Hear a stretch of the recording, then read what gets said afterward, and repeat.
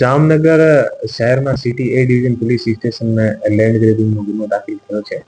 અને જે આ લેન્ડ ગ્રેબિંગનો ગુનો દાખલ થયો છે, આ લેન્ડ ગ્રેબિંગના ગુનાના જે મેન આરોપી છે, આનું નામ ધર્મેશ મૂળજીભાઈ રાણપરિયા છે.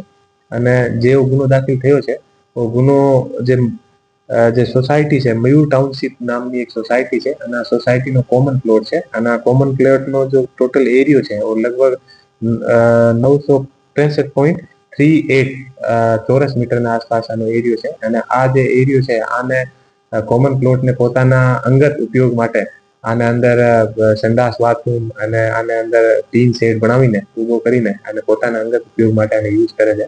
તો જે ગુનો છે સોસાયટી તરફથી, અને જે ધર્મેશ મૂળજીભાઈ રાણપરિયા છે, આનો ગુનો દાખલ અત્યારે કરાયો છે. અને આરોપી છે આ પોલીસની કસ્ટડીમાં છે અને આગળની પૂછપરછ આથી ચાલુ છે.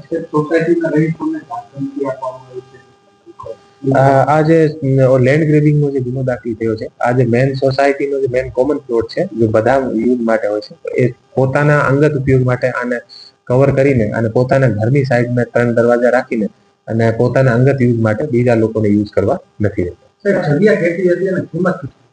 જગ્યા લગભગ 965.38 ચોરસ મીટરની આસપાસ ટોટલ જગ્યા છે. અને આની બજાર કિંમત અત્યારે લગભગ 3 થી 5 કરોડ. આરોપી વિરુદ્ધ અગાઉ ઘણા બધા ગુના દાખલ થયેલા છે. અને થોડાક ટાઈમ પહેલા આરોપી વિરુદ્ધ જે છે આ એક્સટોર્શનનો ગુનો પણ દાખલ થયો છે. અને ગુજરાત જે નાણાં ધીરનાર જે અધિનિયમ છે, આનો પણ ગુનો દાખલ થયો છે.